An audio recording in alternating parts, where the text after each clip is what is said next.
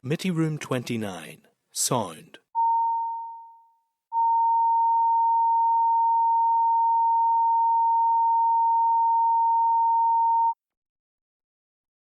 Committee Room 29, Sound.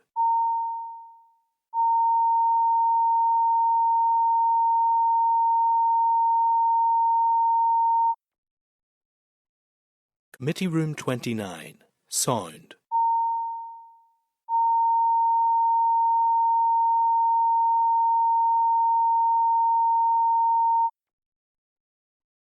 Committee Room 29, Sound.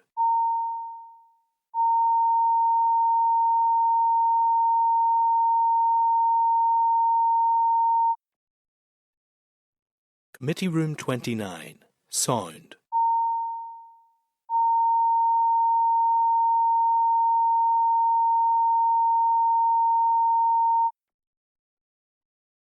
Committee Room 29, Sound.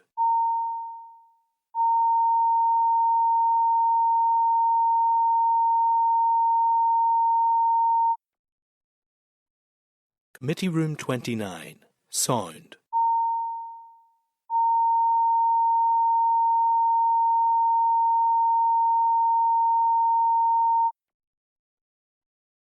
Committee Room 29, Sound.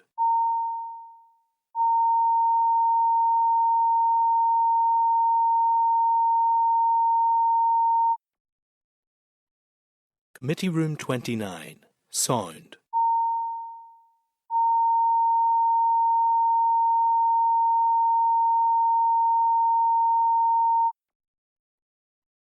Committee Room 29, Sound.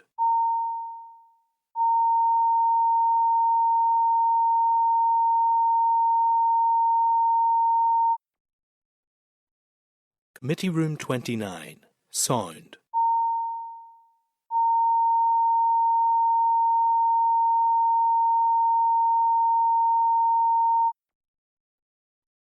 Committee Room 29, Sound.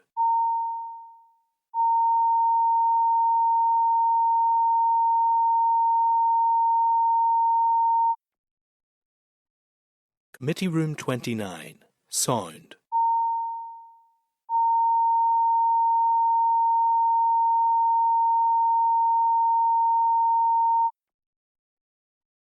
Committee Room 29, Sound.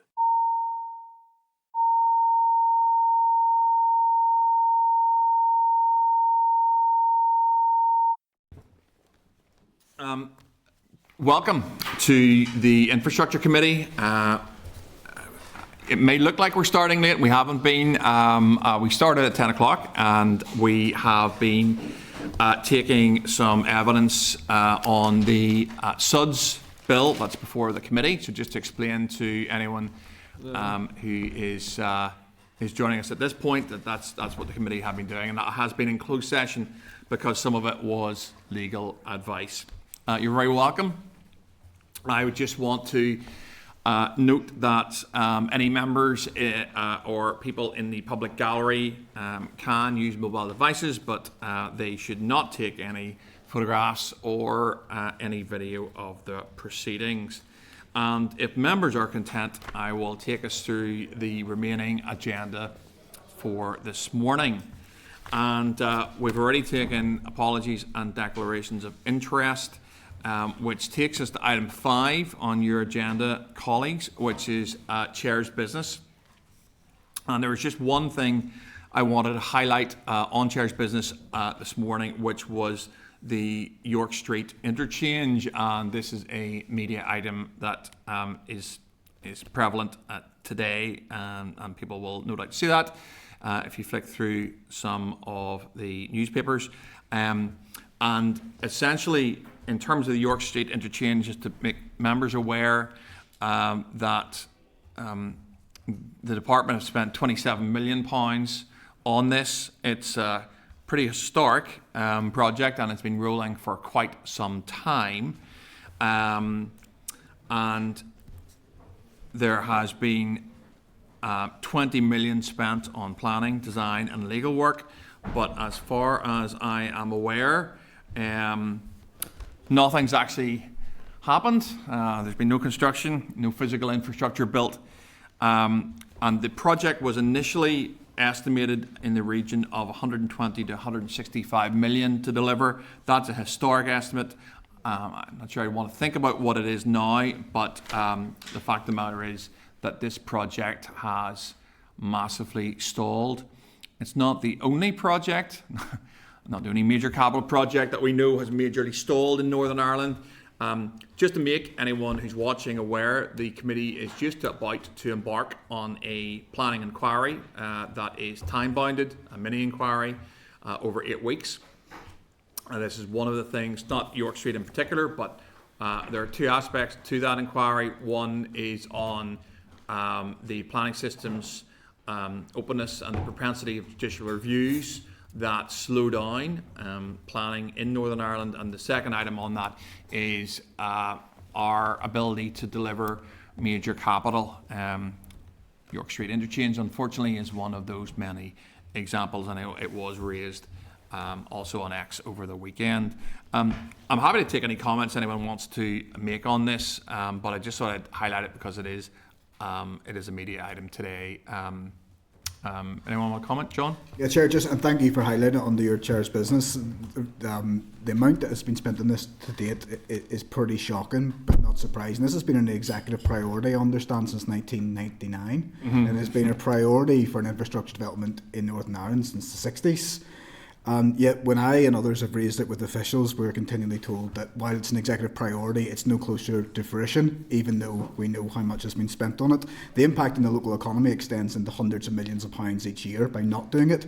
And the last time I asked officials in here where it was in the pipeline, they said a minimum of a decade away, I think was the last quote. It might as well be 1,000 years away, given how slowly things move. So I think it would be interesting to ask the department where it currently sits.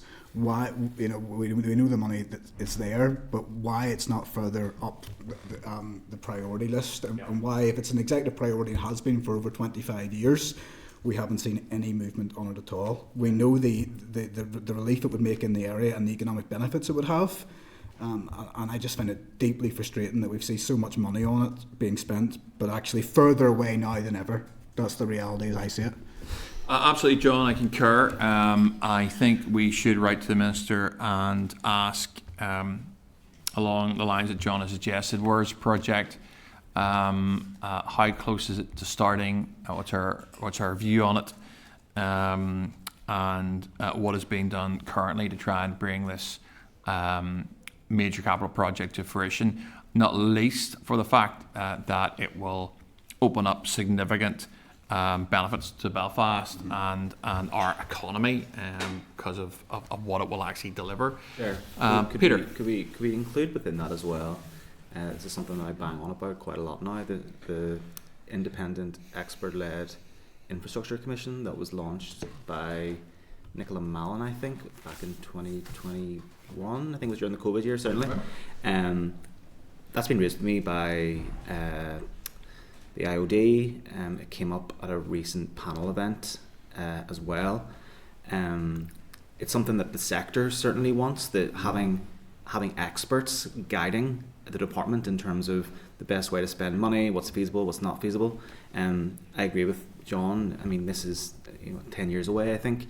I had a presentation last year, I think, and was just confused from the official. I think he was confused as to where this was going as well. And it just felt like his role is to walk around presenting something that he knows is never going to happen, there's no budget for it, and then it made me think, well, what's the point in that position? We've got a civil servant whose time could be best spent elsewhere. So that independent expert-led infrastructure commission, I think, would unlock quite a lot. But in response, I think, from the First Minister or the Deputy First Minister recently, when I asked where was that at, because it was kicked to the Executive Office, I was told that it would be an executive decision, but the decision was made in 21-22. It was launched, the press releases was there from Nicola Mallon.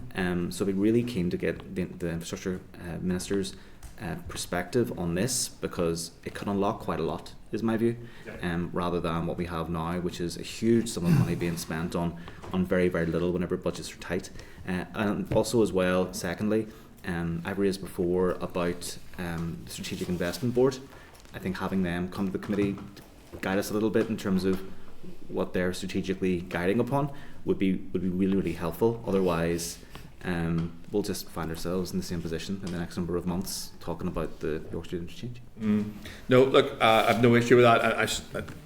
I think we did agree to write. Was there something If I about? may, Chair, yes, we did write to the. So after the Institute of Directors report that Yes. the committee considered, we wrote to the Minister around that. Around where an infrastructure commission was at the moment. She wrote back and told us that it's for the Executive Office to decide, and the committee agreed last week to write to the Executive Office to ask what stage that's at. So that's been done. Okay, perfect. So we'll expect that in the next week and a half, 2 weeks, to come back from the First and Deputy First Minister. Yeah. And just on the Strategic Investment Board, the committee has agreed to have the SIB up. We just need to timetable that so we can bring that forward if members want to. That. Our SIB are they an ALB? Where do they sit? They sit with the Executive Office because it's strategic investment.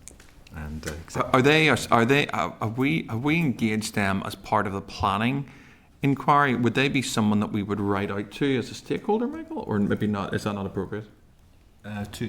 To see if they want to, even if they were willing to come into the stakeholder event, I don't know. Maybe that's not appropriate. I don't know. I don't think they were on the stakeholder list. I'll check the stakeholder list. I don't think they were, but I don't know whether or not they would. Because they're advisors on major capital, and it might be appropriate to at least ask them if they wanted to come along. Same item, Harry. Thank you very much, Chair. No, just comment on a lot of money already spent and, as you say, nothing done.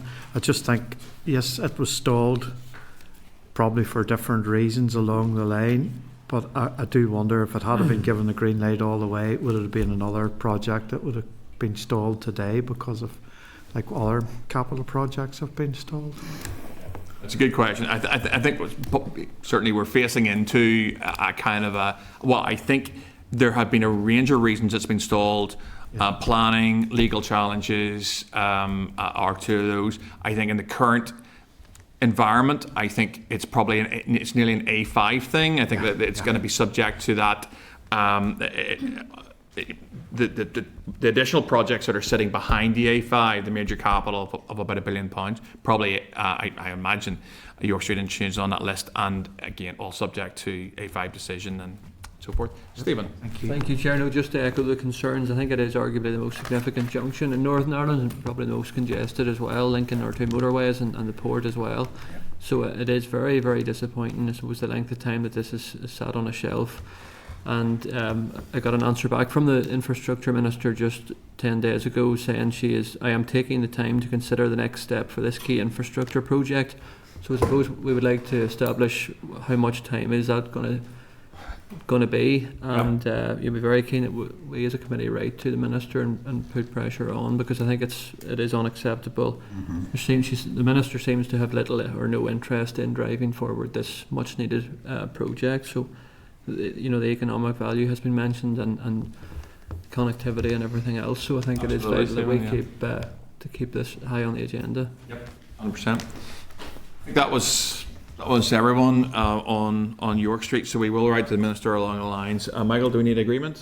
Yes, please. Go ahead. Just to clarify that it is to ask what's being done on the project at the moment, what's the status of the project, and what's the timeline for completion of the project. Anything members want to add to that?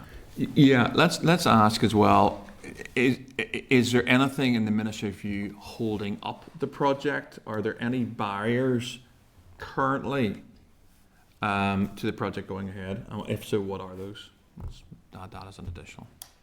Happy with that. Yeah, happy enough? Agreed? Yeah, okay, great. Okay, draft minutes are at page 51, folks, and I just need to seek agreement that members are content that the minutes are a true and accurate reflection of our meeting on the 15th of April 2026, and if so, I will sign the minutes. Are Content. members agree? Yep. Great. Matters arising.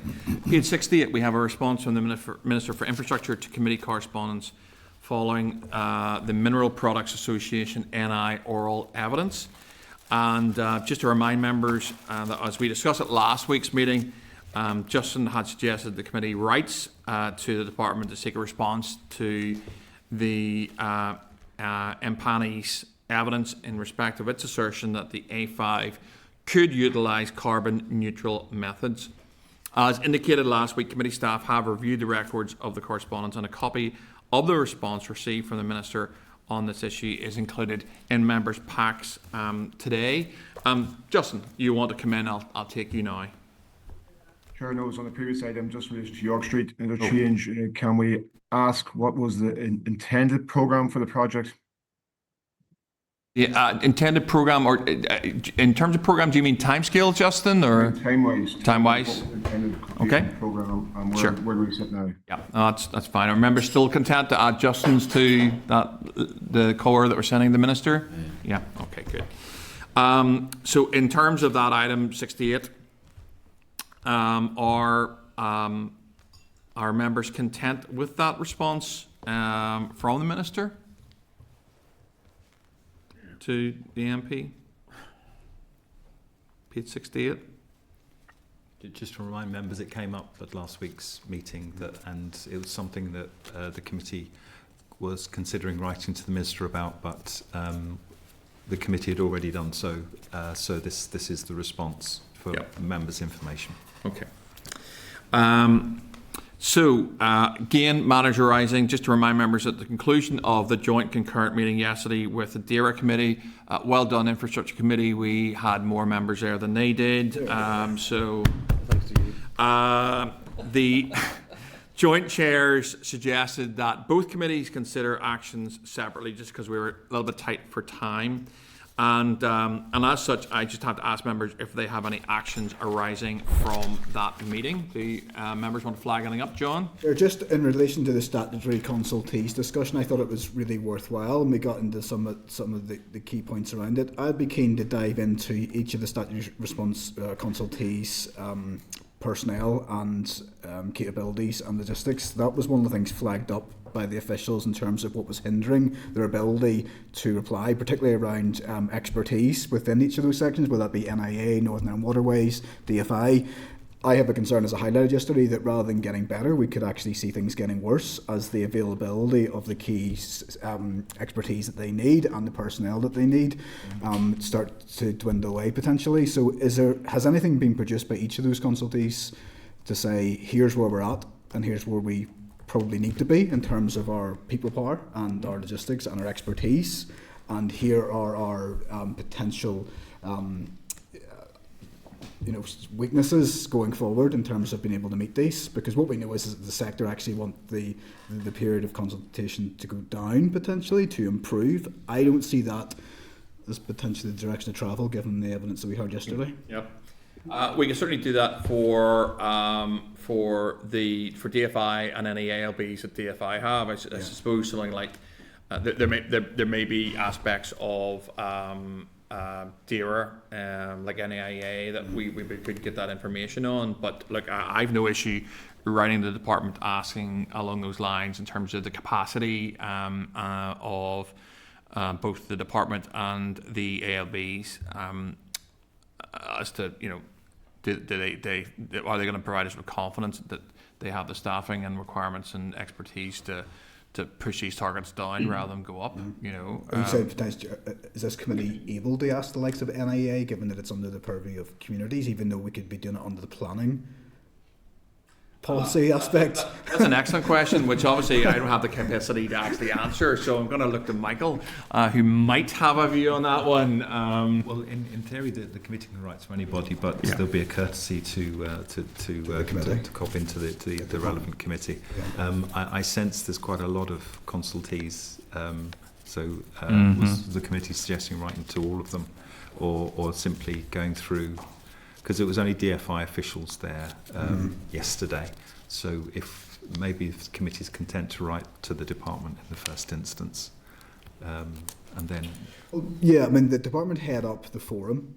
Maybe they could use the forum as the conduit, the opportunity to ask each of the representatives on there to say, would you please set out through the forum, direct it back to us, where your concerns are around your personnel, and going forward, where those gaps exist. Okay, I'll take Stephen, same item. Thanks, Chair. Yeah, no, just briefly, I think it was a useful meeting, but I think it is important to point out that, while there's been some progress on improving consultation response times, there's still huge delays out there and huge frustration. I know, many of us touched upon those points yesterday, but I think it's important to highlight, and even after the debate, or after the meeting, from speaking to some colleagues around the country too, showing real life examples of this week where NIEA, for example, are causing delays of almost a year in some cases. There's a huge amount of work to do, and officials can't say that there's nothing to see here and that everything's in hand. So I think it's important that we keep the focus on that. I know through the planning work that we're doing, hopefully we can do that as well. So I think it was useful exercise, certainly. Committee agreed to write to the department in the first instance, just regarding that. Yeah. Okay. That's all matters arising. I'll take you to item 8, which is correspondence. The matrix is on page 75. I will take you through the items that have been flagged up to me, and then take any others by exception at the end. So if there's something there you want to raise, don't worry. We'll work through the list, and then I'll take anyone who wants to raise an item off that. So page 78, we have correspondence from the Department for Infrastructure providing the Belfast City Centre Monitoring and Evaluation Dashboard. And this is the December 25 to March 26 quarterly summary. I think in terms of this, I'll take the committee's view on it. Perhaps, whilst these are coming to us monthly, would the committee be minded to accept them quarterly rather than monthly? I have no strong view on it. It'll be up to the committee, but at the minute they are quarterly. At the minute they are monthly, and the question is, would it be more expeditious to take them on a quarterly basis? Peter. Thank you, Chair. I'd be content to leave it monthly. I don't think it's incredibly onerous that we receive them monthly. I don't think there's too much. I think a lot can happen within a quarter that it's not fully accurate if you're rather than looking at it monthly. So, for example, December, Christmas time, January, there's a bit of a lull. I don't think it's fully reflective if we take it quarterly, so I'd be content to leave it monthly. Okay. But on this topic, I thought it was quite interesting that it was in this. Members will have seen during the week that the department has, via Brendan Hughes at the BBC, and an FOI response he received from the Department of Infrastructure, the department had qualified to him that they haven't been gathering data about taxis in bus lanes. So I was really quite stunned whenever I saw this and thought, how are we able to gather this data? But we're not doing that about quite a significant decision that was made, I think, December 24.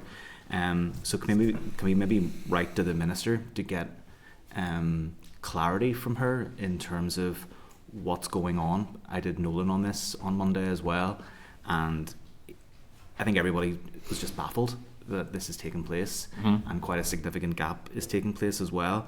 And given that we're practically doing something very similar anyway, to not be gathering data about quite a significant decision that was made by the Minister, it was quite shocking. So if we could write and get clarity from her on that, that'd be really helpful. Okay. No issue with that. Just to clarify that, Michael? Chair, so that's to write to the Minister to ask about whether they're gathering data on taxis in bus lanes. Yeah, because they're not, in an FOI response. She said that I think they were still formulating what that could look like, but it doesn't take a year and a half to gather data whenever your department's pretty much doing something very similar anyway. So if you can get clarity on that, that'd be really helpful. Nope. Okay. Our committee then agreed to write along the lines that Peter suggested, and also just to continue to take the reports on a monthly basis. Harry, same item. Sorry. Just to say, agree. There, I think it's better on a monthly basis. You get overload if it was quarterly, and the fear of missing something too. So I think it makes more sense. We've got agreement there. Page 85 is correspondence from the Department for Infrastructure providing O&M resilience review, a strategic action plan, and quarterly update on the progress of the associated actions in the department's action plan. Just in terms of that core, I just need to seek committee agreement to note and consider a future oral evidence session with the new permanent secretary in the department, and we could obviously pick up some of these items with the new perm sec. Our committee agreed to that one? Agreed. Yep. At page 97, we have correspondence from the department providing an update on the implementation of the recommendations arising from the review of trust reports and the next steps. So you'll see that the department, I think it's the DALO, has written to us just explaining the port's policy recommendation, the detail of that recommendation, and then the legislative action required to achieve essentially the policy objective. It's a pretty good document, and it's very clear. You'll notice on the last page is probably the drivers on this, and the DALO has said that new legislation is required. That's no shock to this committee, and that OLC has been instructed to draft a ports bill. The department will also continue to develop the secondary regs around that, which will be for harbour orders. Just a note from my POV, that's great, it's good news. This is one that we want to see for a whole range of reasons in Northern Ireland, and we look forward to the introduction of it, first stage, second stage, and then getting our hands on it in this committee, and certainly it would be this, hopefully, work allowing that we can get this scrutinised, and this will hopefully then be realised within this mandate. John. Chair, thank you. It's good to see it's coming forward in the way we asked for it last month. This is a piece of legislation that is non-controversial but hugely enabling for the economic development opportunities both at Belfast Port and the other ports that will be affected by it. It's just under a year since we met at Belfast Harbour that we had a good discussion around this. We told of the intent to come forward, and the detail of the recommendation and the legislative action required in this that I can see has not changed from that meeting, nor has it changed from the draft legislation that was produced, I believe, in 2016. Right. So I don't understand how 11 months on and 6 months on from it getting endorsement from the executive that we're still now saying the minister's just approved it to be sent off to be drafted, and that we read at the end the intention is that it will come forward in this mandate. Now, the department has not been inundated with its own legislation in this mandate. In fact, we're currently working our way through piece number 1. This will be piece number 2 that I was told was well advanced in the previous decade, that we agreed a year ago was on the way, that got executive approval 6 months ago and has now been sent to be drafted.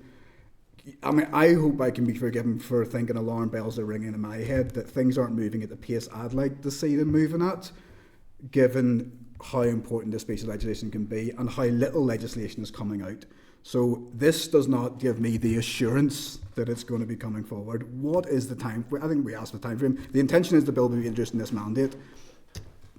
Is it going to be introduced in this mandate? And why does it take so long? And that's a rhetorical question, but I think it's a fair one. Good. Why is it moving at a snail's pace, given the work that have been done, and that nothing seems to be changed in the last year, and what's been happening in limbo land for the last 6 months? I'll just take that as a rhetorical question, John. I'll not even have to try and give you an answer to that. It's not my job to defend Maybe the members will disagree with me, but that's certainly my no. frustration. And we just want to get stuck into it, because I want this mandate to achieve as much as physically possible, and this would be a key aspect of that. And I just have a fear that time's drifting on. We're less than a year away from PERDA, and we know how quickly things can not move. I think just the next steps on it are going to be interesting, because as has been noted in the dialogue core to this committee, OLC have now been instructed to draft the bill. It then has to be obviously brought to the Assembly as introduced to the Assembly at first stage, has to pass second stage, and then we get our hands on it. I suppose when we get back after recess, we will have September until March. Really. And that leaves it, I suppose, a little bit tight depending on where it gets to this side of the summer. But certainly I wouldn't disagree with any of the comments you have. And we'll see. Any other comments on this one? It's worth flagging up, and let's see where how quickly the department and OLC can get the bill drafted.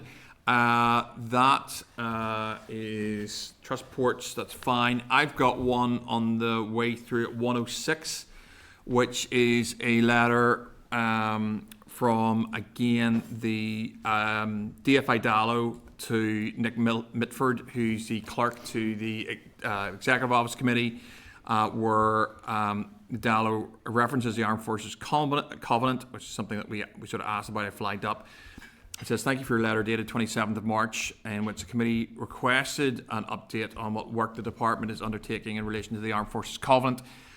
There is no agreed position on the Armed Forces Covenant."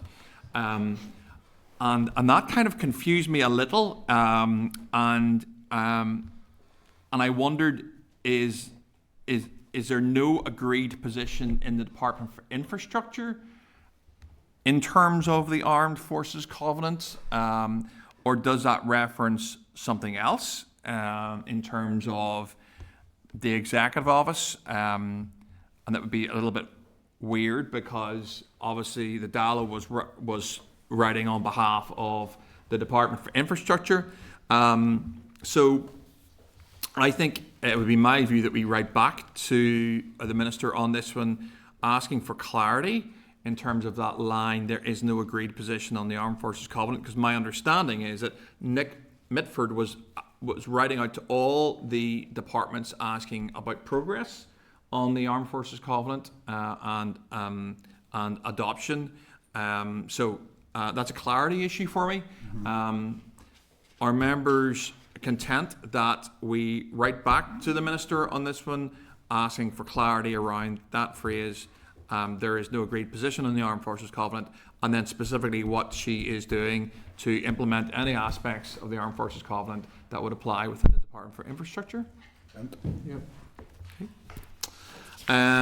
Page 107 is correspondence from the Committee for Communities, seeking a concurrent meeting to facilitate a cross-departmental briefing on Sustainable Places programme on the 21st of May, 10 a.m. in Parliament buildings.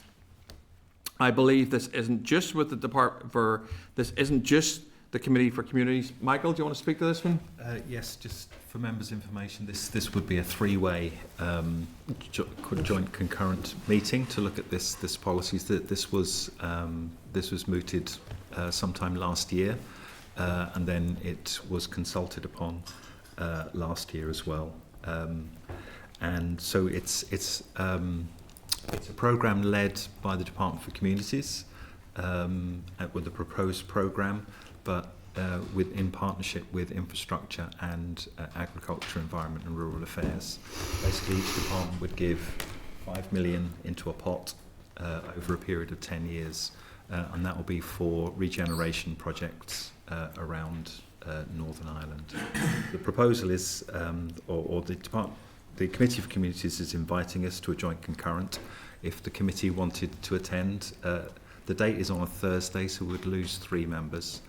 So we might struggle to keep quorum. There's an option of remote attendance, or if members would prefer to decline, that's an option too. So look, it's up to members to take a view on this one, and I'll hear positions on it. Because it's a Thursday, I'm actually in a committee already on that Thursday at that time. So I obviously wouldn't be able to attend, but that doesn't really matter.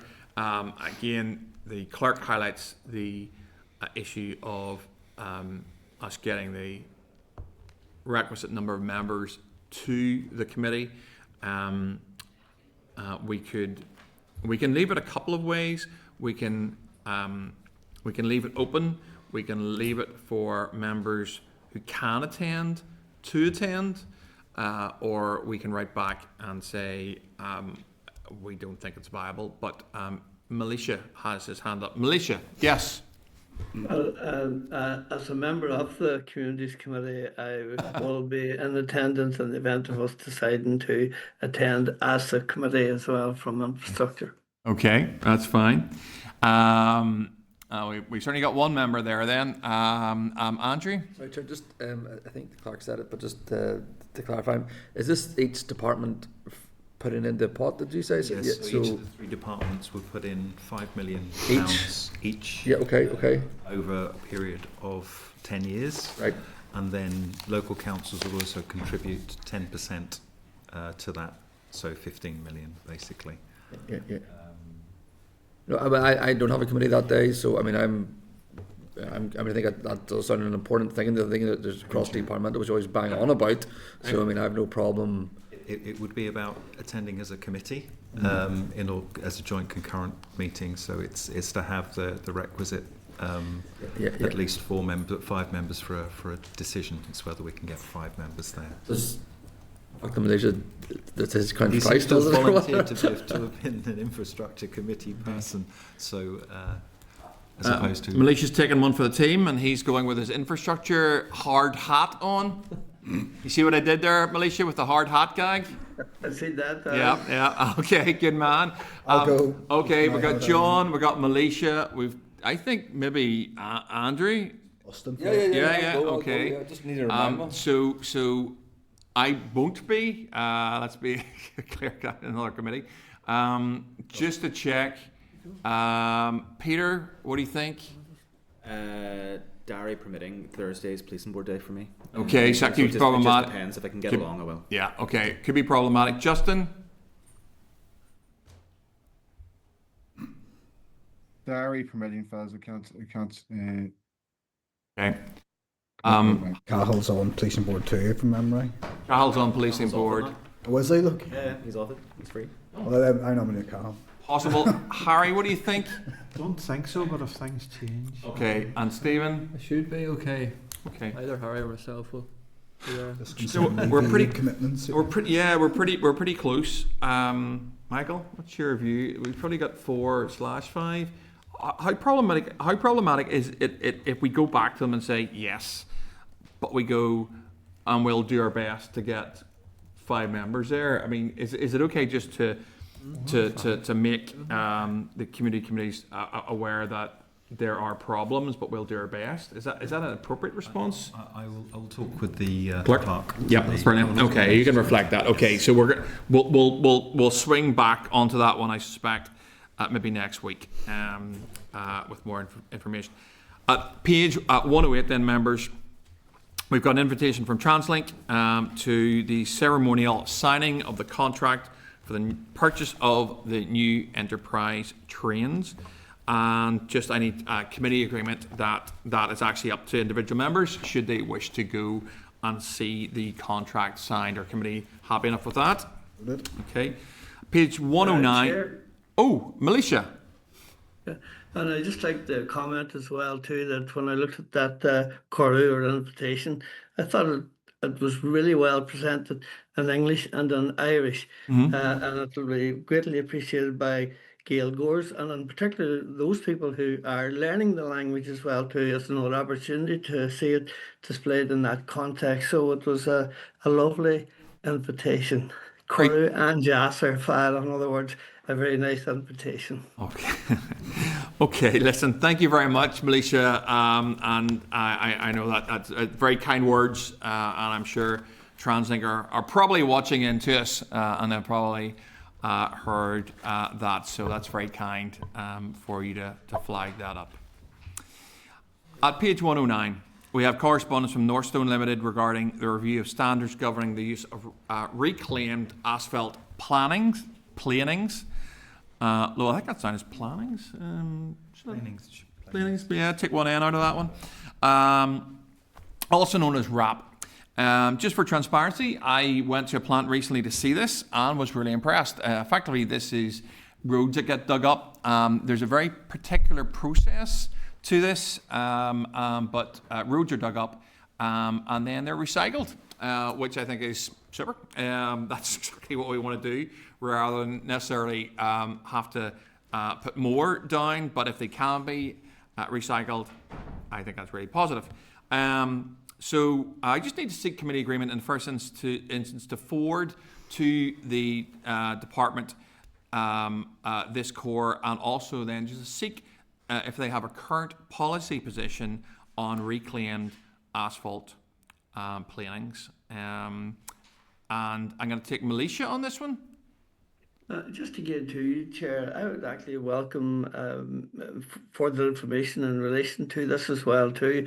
I'm very aware of the fact because a road opposite my own home it had its asphalt, we'll say, removed, and I was shocked to hear that it's actually exported initially to Scotland, where it goes through a reprocessing process as such. Before it can be used again, we'll say back here. And I just wonder whether or not we have that facility at home here in the north of Ireland, or was a facility that should be developed as well too, because I'm sure it's very costly at present exporting this stuff to Scotland to have it cleansed effectively. Yeah, that's a really good point. Militia, thank you for that. I'll take John in a second here. So there is one plant, Northstone in Cairncastle has the facilities to do this. Militia, you're absolutely right. Why would we send, in terms of call it climate pressure around, if we can recycle it, that's a really good thing. And if we can not send it to Scotland, but reprocess it in Northern Ireland, that's even a better thing. Certainly we'll find out the department's position on this, because it's completely new to me. I wasn't even aware it could be done, but it's quite a technical process. And my understanding also is that the process itself needs catalysts to pull out harmful gases from the process, which obviously this company already has.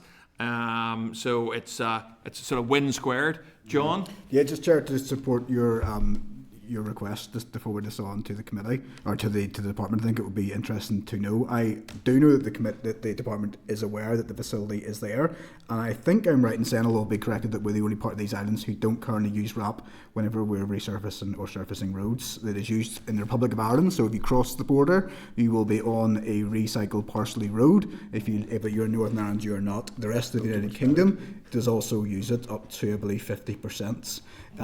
I understand it was not factored into the A5 application when it came to the carbon offsetting, which may well have had a huge impact had it been used.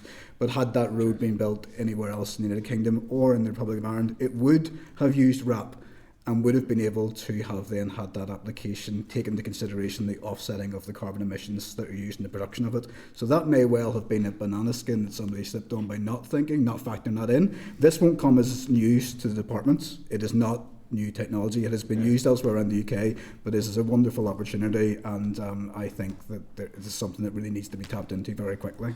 That's incredibly useful, John, and often I do rely on your significant experience in this committee where I'm still a newbie to it. I think in terms of, as we write to the department regarding this, let's get their answer on John's point regarding the A5, which clearly, the initial judgment around it was to do with the climate change targets and the impact, and it would have made all the sense in the world if the department had been thinking ahead why it wouldn't have employed this technology if available in Northern Ireland, and if they had been cited on it to try and employ it in terms of building that road, which would have helped them meet the targets that they clearly have failed to do so in the court judgment. So that's me at the end of core for any items that I have. I'm going to open it to members are agreed on that last one, to right? Yeah, okay, fine. So look, that's me at the end of core and the items I wanted to flag up. I want to give members the opportunity, if there's anything off that correspondence, which is slightly shorter than last week's, but I also want to be sure that members get a chance to comment on anything that I haven't touched on or they think is important. Any items anyone wants to raise? Nope. Okay. Members agreed to note the remaining items of correspondence then? Okay. So that takes us on a few SLs, and after I get through these 8 pages, we will take 9 pages. We'll probably take a break before we take on GDL at item 22. So I'll just work through these. SL1 is the Parking Places Disabled Persons Vehicle Amendment number 2, Order Northern Ireland 2026 formal consideration. At page 115 is the Clerk's Memo, the Parking Places Disabled Persons Vehicle number 2, Order Northern Ireland 2026 formal consideration. At page 116 is the SL1, and at pages 120 to 123 are the documents related to the SL1. The statutory rule is not subject to assembly procedure. The purpose of the statutory rule is to authorise parking places with unlimited waiting for disabled persons' vehicles by adding parking places with unlimited waiting in Londonderry 4 bays, Hollywood 2 bays, Newtownards 2 bays and Portaferry 1 bay. The committee noted receipt of the SL1 and the proposed SR at its meeting on the 11th of March 2026, at which point a call for views was published on the Assembly website. The committee's call for views closed on the 24th of March 2026 and received no responses. No specific issues have been identified with the statutory rule as drafted. Are members therefore content with the proposal for the statutory rule? Content. Item 10 is the SL1, the Road Speed Limit Order Northern Ireland 2026 formal consideration. At page 125 is the Clerk's Memo. At page 127 is the SL1, and at pages 130 to 141 is the documents related to the SL1. The statutory rule is not subject to assembly procedure. The proposed rule will apply a 30 miles per hour speed limit to a length of the Rossniver Road, Garrison, to reduce vehicle speed on the approach to the village in response to a request from Councillor Anthony Feely. It will apply a 30 miles per hour speed limit and apply a 40 miles per hour speed limit to lengths of Benone Avenue, Limavady, to improve road safety by reducing vehicle speed. And it will apply a 40 miles per hour speed limit to a length of Clabby Road, Sligo Road, Ballina Road and Tempo Road. The proposals for Clabby and Tempo aim to reduce vehicle speed on the approaches to the villages and are in a response to requests from Deborah Erskine, MLA. The proposal for Enniskillen is in response to a request from Councillor Mark Ovens to aim to reduce vehicle speed. The proposal for Mosside aims to manage vehicle speed and improve driver behaviour in order to reduce collisions and improve safety for pedestrians. It will extend the length of the existing 40 miles per hour speed limit on a length of Cremore Road, Coleraine, after the implementation of a footway cycleway scheme, and revoke a number of other speed limits relating to Clabby Road, Cremore Road, Sligo Road, Benone Avenue and Doon Road Tempo to allow the speed limit specified above to take effect. The committee noted receipt of this SL1 and the proposed statutory rule at its meeting of the 4th of March, at which point a call for views was published on the Assembly website. The committee's call for views closed on the 18th of March and received no responses. No specific issues have been identified with the SR as drafted. Are members content with the proposal of the SR? Tim? Chair, just as Ross Inver Road. Ross Inver, what did I say, Militia? Ross Niver. Ross Niver. I was close, but no. Close. No. Yes. No prize. Thank you, Militia. Item 11 is SL1, the schools part-time 20 miles per hour speed limit. Amendment number 2, Order Northern Ireland 2026, formal consideration. At page 143, we have the Clerk's Memo. At page 144, we have the SL1, and at pages 147 to 153, we have documents related to that SL1. The SR is not subject to any procedure before the Assembly. The proposed rule will apply 20 miles per hour speed limits to lengths of roads near certain schools. The committee noted receipt of the SL1 and the proposed SR at its meeting on the 4th of March, at which point a call for views was published on the Assembly website. The committee's call for views closed on the 18th of March and received no responses. No specific issues have been identified with the SR as drafted. Are members content with the proposal for the statutory rule? Okay. At page 12, item 12, we have SL1, the Cumber Road Dundonald Abandonment and Stopping Up Order Northern Ireland 2026, formal consideration. At page 155, we have the Clerk's Memo, and at page 156, we have the SL1, and at pages 159 to 165, we have documents that relate to the SL1. The SR is subject to negative resolution before the Assembly. The Department for Infrastructure proposes to abandon an area of 608 square metres of former road at Cumber Road, Dundonald, and to stop up 4 lengths of Cumber Road, Dundonald to motor vehicles after completion of such works as the Department considers necessary to provide alternative facilities. The committee noted receipt of the SL1 and the proposed SR at its meeting on the 18th of March 2026, at which point a call for views was published on the Assembly website. The committee's call for views closed on the 1st of April 2026 and received no responses. No specific issues have been identified with the SR as drafted. Are members content with the proposal for the statutory rule? Content. Item 13 is the SL1, the road races Cairncastle Hill Climb order, Northern Ireland 2026. At page 168 is the SL1. At page 171 to 176 are documents related to the SL1. This statutory rule is not subject to Assembly procedure.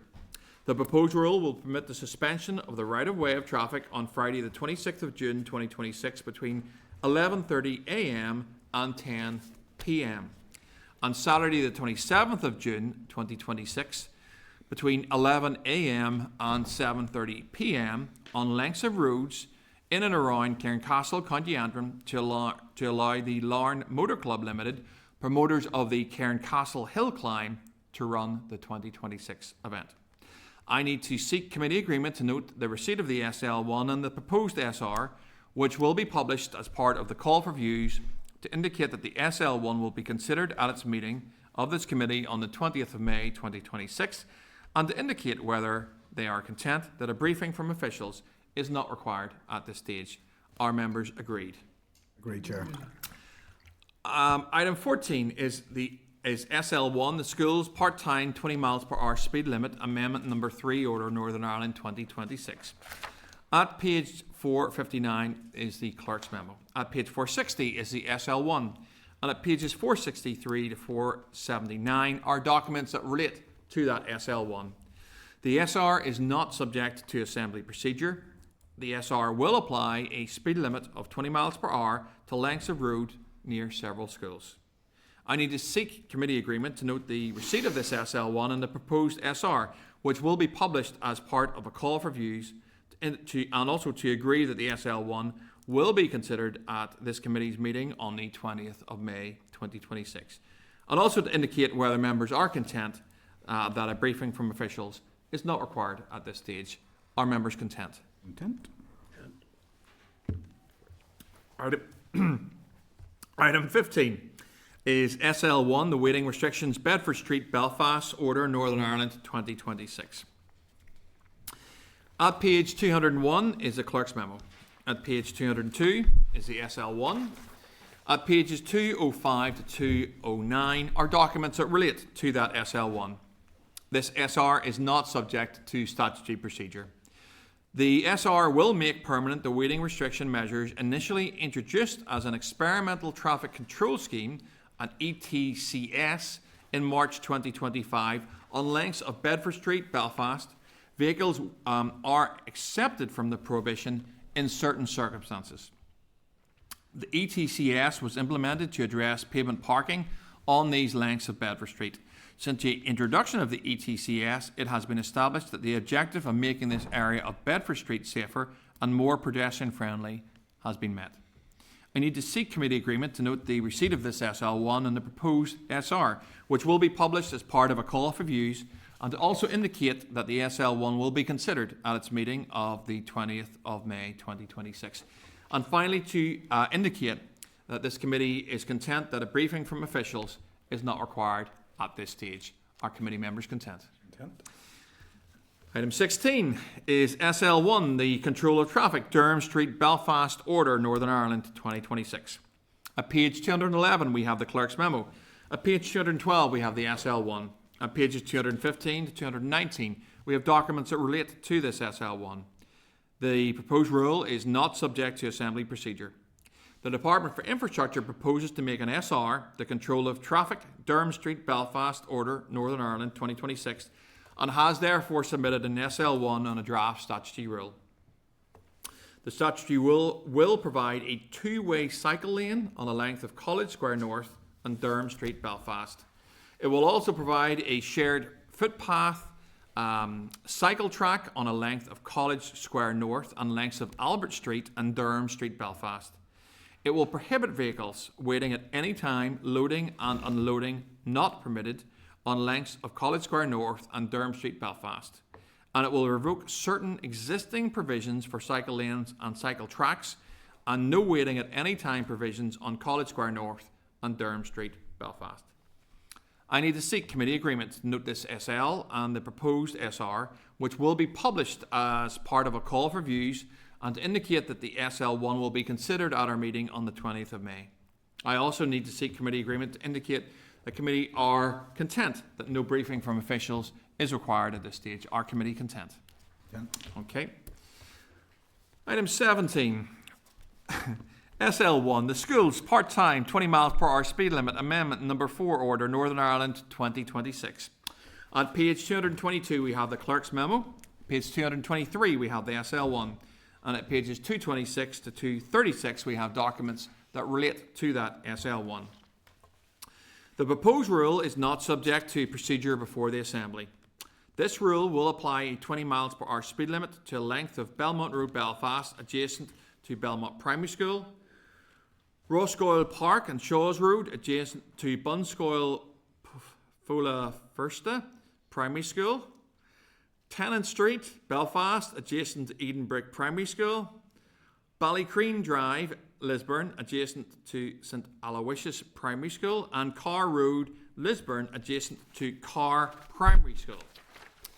It will also apply to Seymour Hill, Lisburn, adjacent to St Joseph's Primary School, and Halfpenny Gate Road, Moira, adjacent to Brookfield Primary School. The effect of the order is that the current speed limit applicable on these lengths of road shall be reduced to 20 miles per hour when a 20 miles per hour speed limit is indicated by means of a variable message traffic sign, the operation and timing of which will coincide primarily with the opening and closing times of each school. I need to seek committee agreement to note the SL1 and the proposed statutory rule, which will be published as part of a call for views. Also to get committee agreement that the SL1 will be considered at its meeting on the 20th of May, and indicate that committee are currently content that a briefing from officials is not required at this stage. Our committee agreed. Agreed. Item 18, SL1. The waiting restrictions, Cumber, amendment number 2 order, Northern Ireland 2026.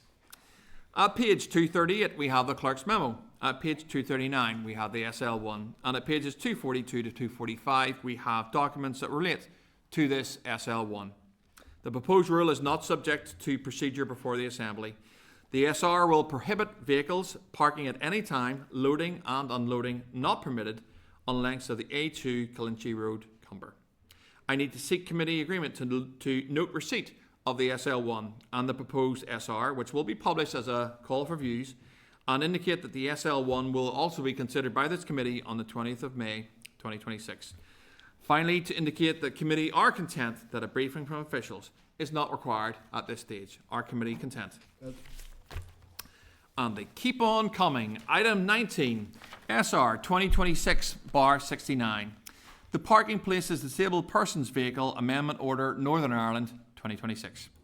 At page 506 we have the Business Office letter. At page 507 we have the made order. This rule is not subject to resolution before the Assembly. There have been no changes to policy content since the SL1 was considered by this committee on the 25th of March 2026. The purpose of the rule is to authorise parking places with unlimited waiting for disabled persons vehicles by adding parking places with unlimited waiting time in Belfast 16 bays, Coleraine 1 bay, Cookstown 2 bays, Londonderry 5 bays, Irvingstown 1 bay and Newry 1 bay. In addition, it will also remove parking spaces with unlimited waiting in Belfast 2 bays, Cookstown 1 bay and Londonderry 2 bays. It will amend the description of parking places with unlimited waiting times in Londonderry 2 bays and Irvingstown 1 bay. Vehicles are accepted from the prohibitions in certain circumstances. The proposed parking places are being introduced to enable drivers or passengers who hold a blue badge and whose application has been assessed by departmental officials as meeting the requirements for the provision of a disabled car parking bay to park closer to their desired destination. Are members content to note this statutory rule? Item 20 is SR 2026/77, the Road Races Spalmount Hill Climb Order Northern Ireland 2026. At page 253 is the business office letter. At page 254 is the made order. This rule is not subject to resolution before the Assembly. There have been no changes to policy content since the SL1 was considered by the Committee for Infrastructure on March the 25th, 2026. The SR will permit the suspension of the right-of-way of traffic on Saturday the 16th of May between 8 a.m. and 6 p.m. on lengths of roads near Castlederg to allow the Oma Motor Club Limited, promoters of the Spalmount Hill Climb, to run the 2026 event. Are members content to note the statutory rule? Item 21 is the SR 2026/78, the Road Races Drumhork Hill Climb Order Northern Ireland 2026. At page 259 is the business office letter. At page 260 is the made order. The rule is not subject to resolution before the Assembly. There have been no changes to policy content since the SL1 was considered by the Committee for Infrastructure on the 18th of March 2026. The statutory rule will permit the suspension of the right-of-way of traffic on Saturday the 13th of June 2026 between 11 a.m. and 6 p.m. on lengths of road near Banbridge to allow the Newry and District Motor Club Limited, promoters of the Drumhork Hill Climb, to run the 2026 event. Are members content to note the statutory rule? Outstanding. That takes us to item 22.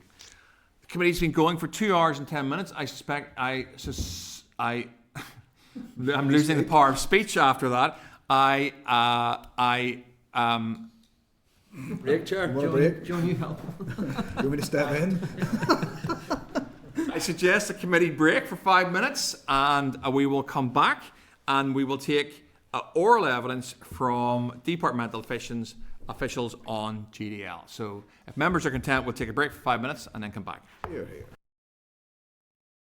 Committee Room 29. Sound.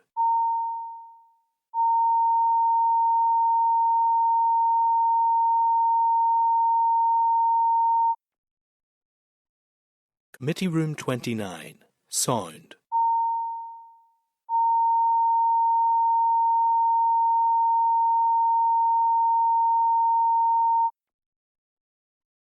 Committee Room 29. Sound.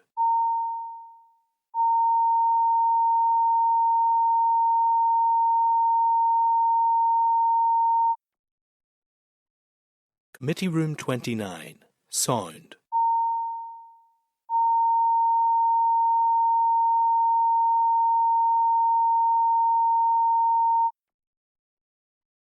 Committee Room 29. Sound.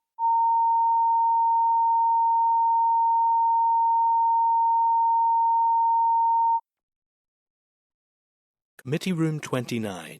Sound.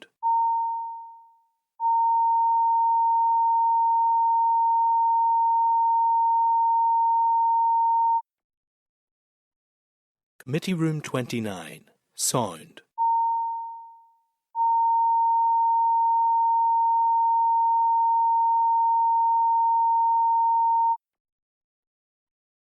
Committee Room 29. Sound.